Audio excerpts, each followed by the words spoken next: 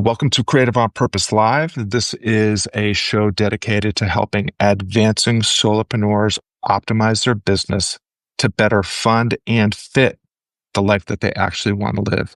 And Transcendent Solopreneurship is also the home of the Circle and Inner Circle communities, leveraging the power of collective momentum to help us all get clear about closer to the business that we actually want to build. And it's also where we talk about the purpose-driven prosperity model. These are three frameworks that I have developed that are based on business principles to help people build businesses that better fund the life that they want to live. And so there's the Forever Offer framework, there's the Be a Blessing marketing framework, and the Close the Gap framework. The Forever Offer framework is a framework for creating a perennial, sustainable, thriving, flourishing offer that is evolving and iterative and improving, that allows you to make a better living while you're making a bigger difference. We use Be a Blessing marketing as a way of doing more of the work that we love and less of the work that we hate. Usually the work that we hate has something to do with all the digital marketing and online guru tricks and hacks that we're told that we have to operate from. And Close the Gap is just a very simple 3-part goal defining, priority determining framework that comes with a way of defining what you actually want to accomplish, where you're actually starting, what you're starting with, and developing a success plan that is made up of just the essential components so that you can close the gap with greater effectiveness and efficiency. And today, I am doing this broadcast kind of as a pop-up follow-up to a broadcast I did earlier in the week that didn't come out very well because I was too far away from my Wi-Fi. So hopefully the Wi-Fi connection is better here inside where I'm right next to my device. And today we're going to talk about this assertion of mine that niching is a trap. And I'm going to present what I think is a better way to build a prosperous, purpose-driven business. So I want to open with a question. When you started your business, were you taught to first define your niche and then think about your positioning? Were you taught to think about positioning at all? When you were told that you had to define your niche, did you do any exploration or investigation to see whether or not that was necessary? Because if you are like me, you started a business because you wanted to make a living doing work that matters with people you care about. You have this skill, this talent, this unique ability for helping people achieve an aspiration or solve a problem. And you start a business so that you can do this meaningful work. It will provide you with a sense of flourishing and fulfillment and hopefully fund the life that you want to live and not take all of your time so that you can your business is a means of funding the life that you want, and your business should fund and fit around the life that you want, not the other way around. But what happens for most of us is we start a business, and then we find out that it's really hard to get heard, to get the word out, to attract the kind of people that we are actually perfectly positioned to help. Because the online marketplace is so loud, so noisy. There's so many distractions. There's so many false prophets. There's so many offers out there. And so what ends up happening to most of us is we just start falling into following the dogmatic advice of digital marketers that tell us we have to have a niche, we have to have a power offer, we have to have a website with a lead magnet and an email sequence and a nurture sequence and a perfectly crafted landing page with the right colored button to sell our high ticket offer. And we need a YouTube channel and a podcast and a book and a blog and all the things. And so you end up spending 80 to 90% of your time doing a lot of things that you don't like to do with people that you probably don't really care that much about, and all for the privilege of spending 10% of your time doing work that actually matters to you with people that you actually care about, making the difference that you want to make in the world.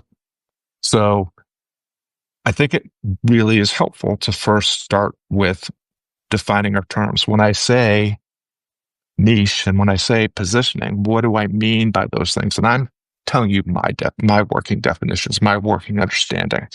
I know that there's people that will tell you that these mean something else, and they will make arguments that you have to do it, things one way or the other. I have a background of being a coach in Seth Godin's marketing seminar. I mentioned in the acknowledgments of his book, This is Marketing.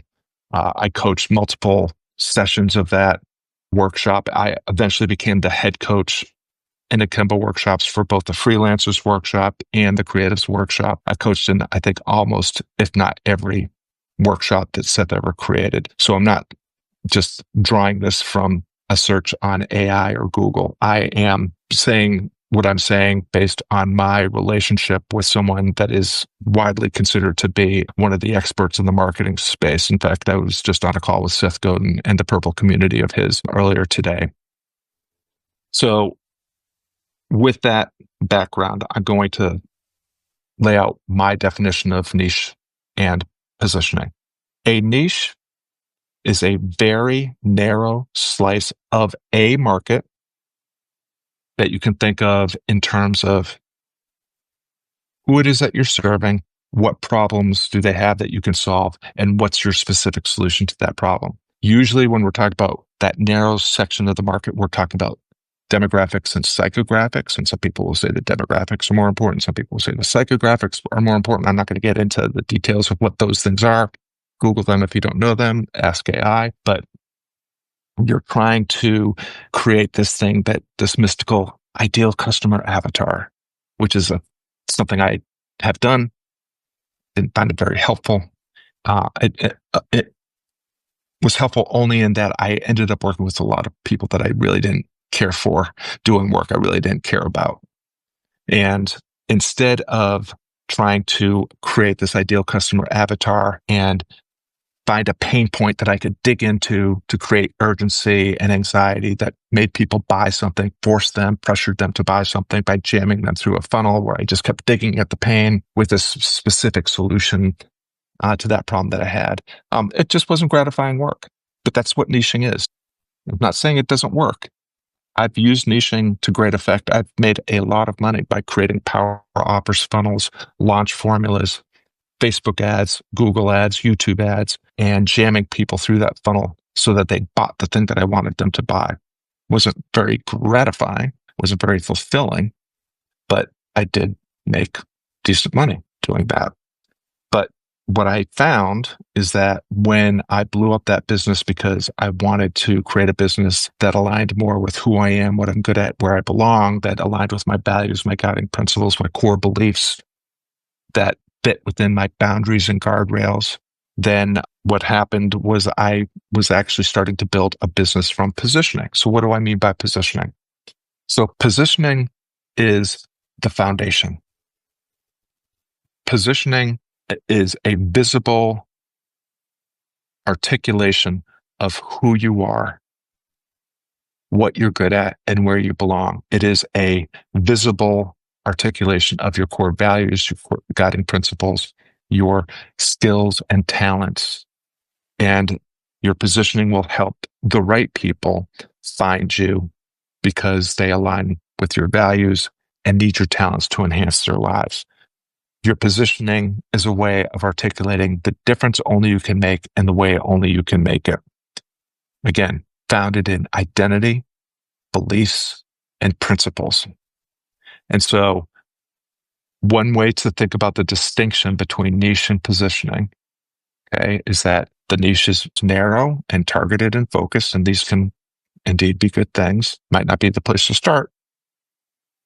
Foundations are broad and wide and solid and strong and true. So your niche is this external and market-facing tool, tactic, while positioning is a way of leading from the inside out, from your principles, beliefs, talents, broader.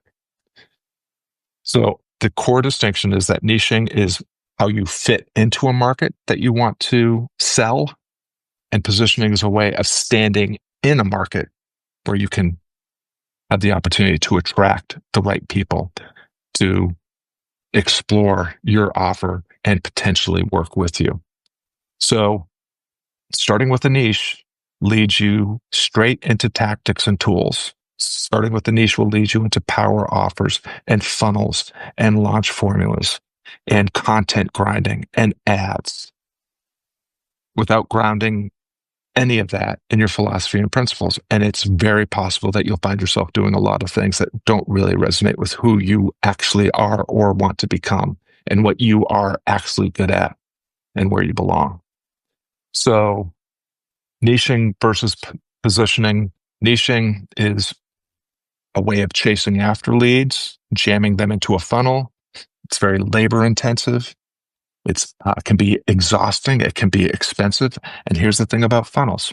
Funnels, at least marketing funnels, are inherently leaky. We talk about funnels because it sounds good. Oh, I'm just going to pour a bunch of people in the top of a funnel and they're going to flow to the bottom of the funnel and buy my thing. It doesn't work that way because people don't behave like liquid in a funnel. The only way to get people through a funnel is through force, is through pressure. This is why you see so much clickbait and online digital marketing gimmicks and tricks to get people to take the next action that you want to take, whether or not it's what they really need or what's good for them. Positioning, instead of chasing leads, you are actually trying to attract leads. You're attracting the right people to start. You earn their awareness and attention. They become prospects.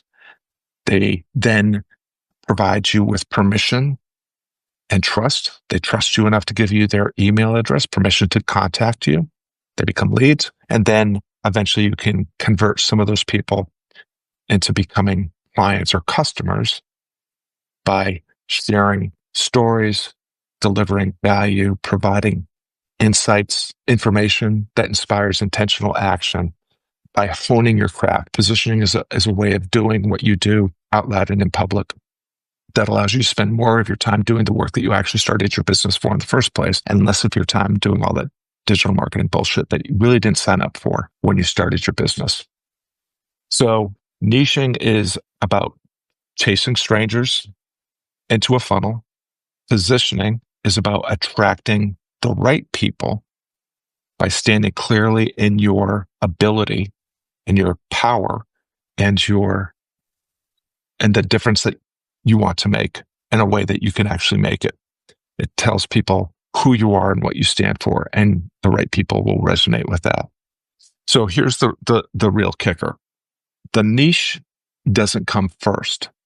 A niche often will emerge from your positioning. If you spend more time getting clear about who you are, values, beliefs, guiding principles, boundaries, what you're good at, inherent talents, skills that you've learned in school and on the job that reflect those talents, and where you belong, which is with people who share your values and need your talents to enhance their lives. The right people will recognize themselves, will be attracted to that offer, and it may be that the niche finds you. That the niche emerges from doing meaningful work with people that you actually care about, not the other way around. Most solopreneurs invert that. They start with the niche, they start with the tools and the tactics. They hope that the principles and philosophy and the strategy will emerge. But what we're talking about when we talk about starting with niching is we're talking about putting form over function. And this is why so many people burn out and blow themselves up when they go with niching first, is they are spending so much time in the tools and tactics that they have very little time to be thinking about whether or not it resonates with their philosophy, their principles, and their strategy, and whether they're actually doing work that they actually signed up for when they started their business. So when we talk about this idea of starting with positioning and working our way up to niche, we are talking about architecture. We are talking about function over form. We've probably all heard the phrase form over function. And that's actually not what was said, and it's a misinterpretation, if not a misrepresentation, of what the originator of the phrase said. The idea of function and form, at least one of the perspectives on this, comes from a person known as the father of the modern skyscraper. His name is Louis Sullivan. And what he said was, form ever follows function. Form follows function. Function comes first. You have to know the function. Louis Sullivan actually was deriving this idea from a famous ancient Roman architect who wrote a book called De Architectura. His name was Marcus Vitruvius Polio. And in De Architectura, he said that every structure must be solid, useful, and beautiful in that order. It has to be built on a solid foundation. It has to serve a specific purpose. And then you can take care of the form. Then you can make it beautiful. So if we applied this idea to business, what we're talking about is if you don't have your positioning, your fundamental philosophy and principles, and the beginnings of your strategy defined first, there's no amount of power offers and funnels and Facebook ads that's going to hold that business up. It will crumble because there's no foundation, right? It's like trying to build an upside down pyramid. If you're starting with a niche, you're starting with the tools. Tools are at the top of the pyramid, at the point. And if you're going to start with tools and tactics at the point, you're building an upside down pyramid.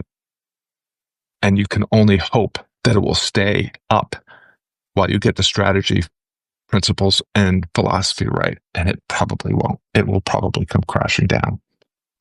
So this is a good time to go into my friend Lucas Fisher's clarity hierarchy. So let's go from function over form, get the fundamentals right before you get all of the fancy tools and tactics. Get the fundamental principles of philosophy right before you get the tools and tactics right. Let's apply this to the idea of the clarity hierarchy. So Lucas's clarity hierarchy starts at the bottom of the pyramid. That's philosophy. And then you can move to principles, and then you move to strategy, you move to tactics, and then to tools. And the way that Lucas presented it when I first heard it was that he had questions for each of these phases. Philosophy answers the question, what do I believe? A belief is what it sounds like. It's something that you believe. It may or may not be factually true or possible or any of those things, but what's the assertion that you're putting forth in the world? What's the goal or the objective or the priority that you're trying to accomplish? When you answer that question, what do I believe? What am I trying to accomplish? You're answering the philosophy question. After you answer the philosophy question, you go up to principles. Principles answers the question, what do I believe or what do I know to be true? What do I know to be true? What are the falsifiable facts? These are things like the laws of nature. Like, are they absolutely 100% all the time, never going to be disproven? Maybe. A lot of them have already been disproven. But we are putting forth assertions that to this date have not been falsified. So we're talking about reasoning from first principles thinking. What are the underlying fundamental principles? There won't be very many of them. Principles are hard to come by, but we want to build upon our belief. We want to apply principles, the things that we know to be true. Your philosophy and principles will generally be pretty fixed. They don't change very much or very often. Strategy is the bridge to the tactics and tools, which are interchangeable. They can be changed. They can be abandoned and switched, because that's get to what that's for. But the strategy is answering the question, where am I? What's the domain that you're operating in? What's the territory where you find yourself? Geographically, figuratively, where are you trying to get to? Where are you now? And what does the terrain look like between where you are and where you want to be? Tactically, you're answering the question, what am I doing? What are the activities that you're engaged in? And then the tools are, how am I doing it? What are the tools that you're using? So again, the trap is we start so often, especially if we're buying into the niching fallacy, we're starting with tools and tactics. Niching is a tactic. And we can use all sorts of tools like funnels and Facebook ads and content strategies and YouTube channels and podcast strategies and book strategies and blog strategies and email sequences as tools that reinforce this tactic. But if we're starting at tools and tactics, we're building an upside down pyramid that will probably topple over, because all the tools and tactics in the world can't prop up a shaky premise. And niching is a shaky premise, because when you first start your business, you probably don't have a perfectly clear idea of who you actually want to serve and what exactly you want to do for them. So real clarity comes from the bottom up. What do I believe? What do I know to be true? Where am I? What am I doing? How am I doing it? So I'm going to give you an example, and this is from my own endeavor. And I want to predicate this by saying I did it wrong the first time around. I built a very prosperous business, meaning I earned a lot of money by starting with a niche, creating a power offer that dug into a pain point and solved a pain point that I fueled with funnels and launches and Facebook ads, only to find that while I was earning lots of money, I was doing a lot of work I didn't really care for with a lot of people I didn't really care about. So I have been there and done that and seen the pain and suffering that it can cause someone that sees themselves as a purpose-driven solopreneur. When I blew up that business and started over here on Substack, growing my business from the ground up, I started with a philosophy, a belief. The thing that I believed to be true was that I could build a prosperous, purpose-driven business by being clear about who I am, what I'm good at, and where I belong, and I didn't have to engage in any digital marketing BS. That was my belief. That was my goal. That was my assertion. When I looked for the principles that would allow me to prove that belief, to build upon that belief, reasoning from first principles, I decided that all I needed to build that kind of business was I needed to create an irresistible offer, what I call a forever offer, very different from a power offer or a no-brainer offer. I had to find an eager audience that wanted the thing that I wanted to sell or do.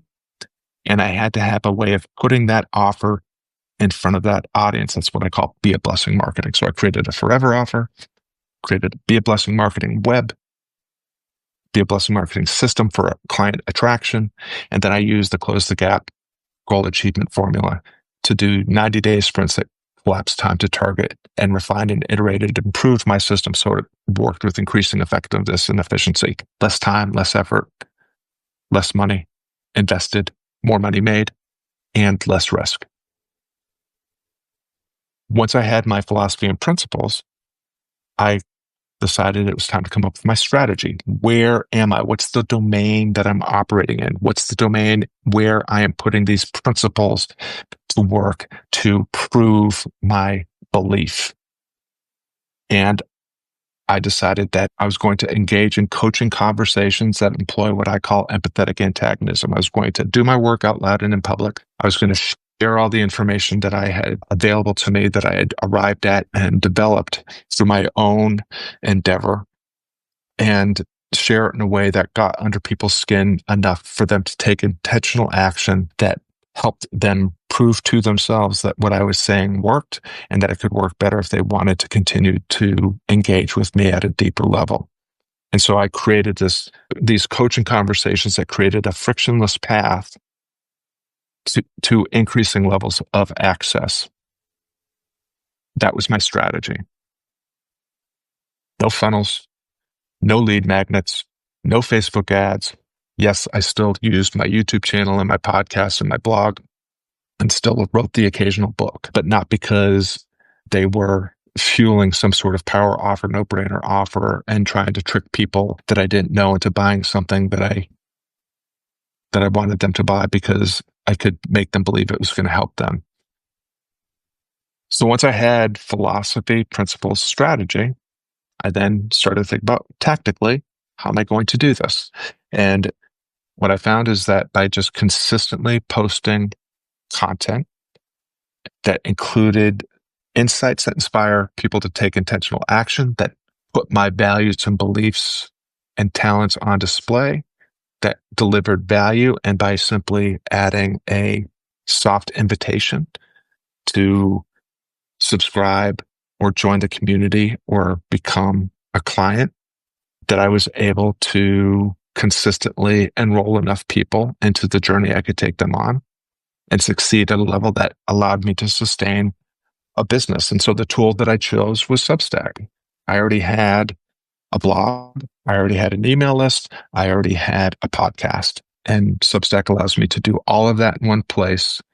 And in addition to leveraging my posts and my podcasts and live broadcasts like this, I was able to leverage notes and chats and these live broadcasts to help get the word out, to help do my thing out loud and in public and let people watch, trusting that the right people would find me, be attracted to what I had to offer, and engage further, and that the wrong people would move along to find somebody else.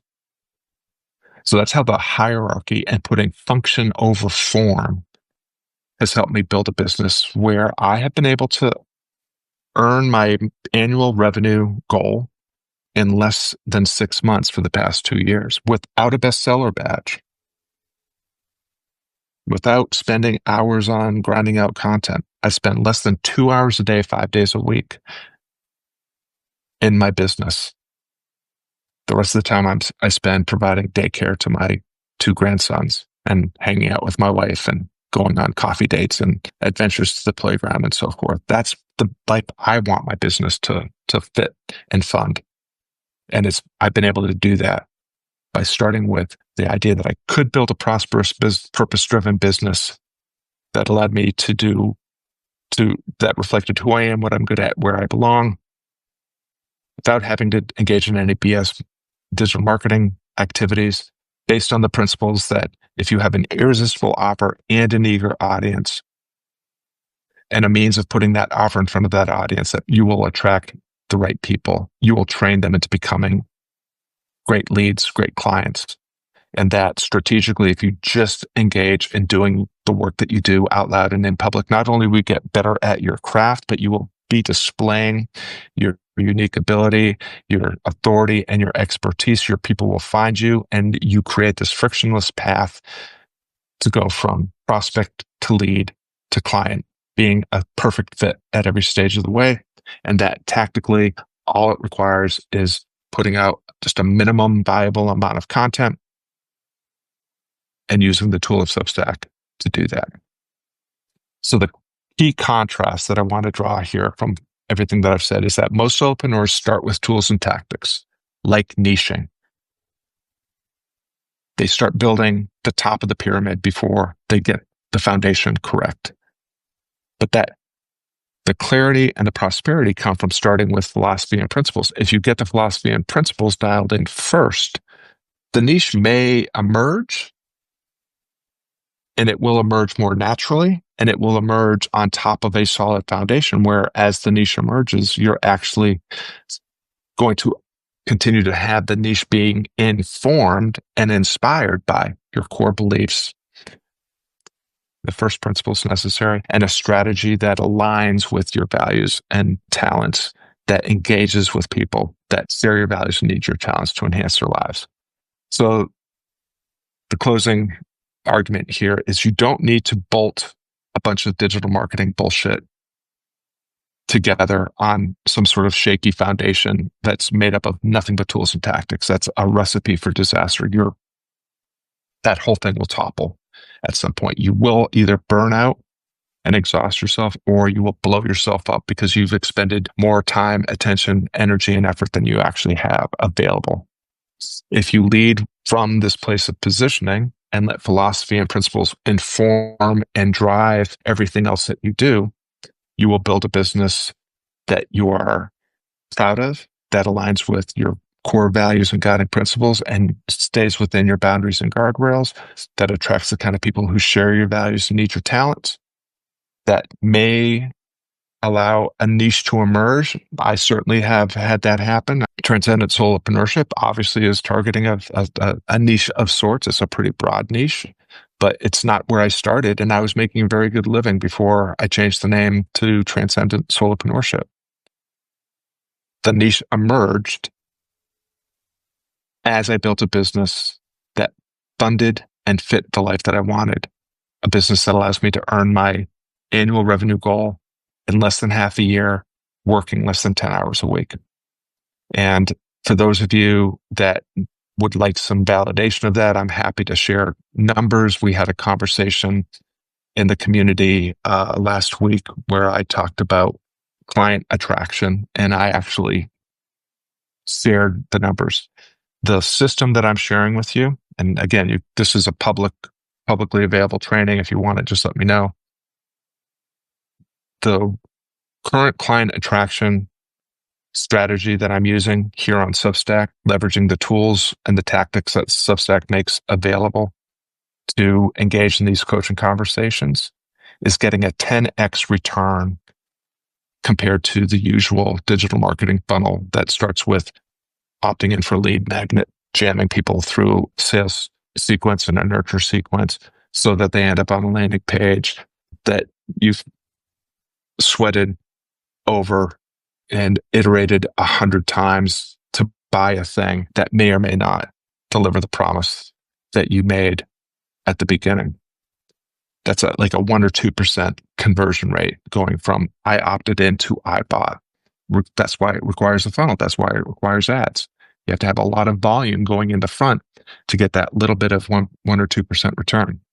The purpose-driven prosperity model and the client attraction approach that I'm using, that starts with conversation and just increases the intimacy and the effectiveness of those conversations, that gets a person to identify as a prospect who is interested in learning more and who you deliver value through, who becomes a lead and then becomes a client. That approach that I'm sharing with the folks in the inner circle community, and that I talk about all the time on the Transcendent Solopreneurship Substack, is earning a 20%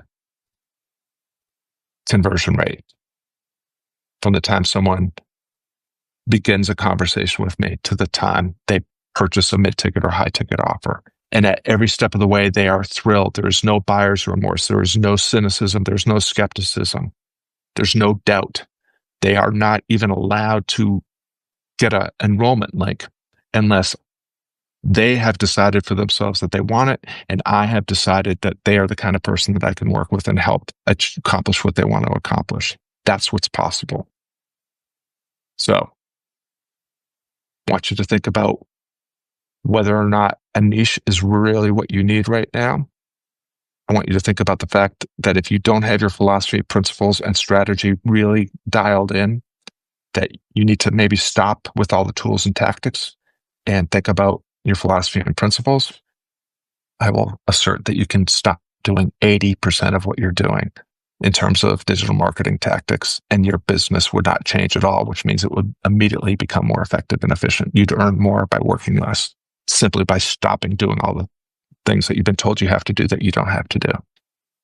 And think about function over form, the clarity hierarchy, and want to learn how to define your power offer and your Be a Blessing marketing web, and start closing the gap with greater velocity and ease. Be happy to talk about that with you inside the subscriber community. You can have access to me once a month through the free subscription. And if you're a paid subscriber, you get access to me 3 times a week and once a month for a serious deep dive and Q&A. So I hope that's all been insightful, illuminating. If you want to argue with me about it, I'm happy to engage in pushback or hear your questions or your counter assertions or whatever you got. But I'm just simply sharing what has worked for me and what has worked at this point for hundreds of clients that I've worked with. And some of them, saw Sandra just hopped on here a little while ago. It looks like Bob is about ready to get started. So, this stuff is working. It's working for a lot of people, and it's working for the kind of people that just want to make a better living by making a bigger difference, doing work that matters with people they care about. If that sounds like you, check out Transcendent Solopreneurship, check out the community, and I hope you all have a great weekend. If you have any questions, I'm easy to get in touch with. Talk soon. Until next time, be well, do good, have fun.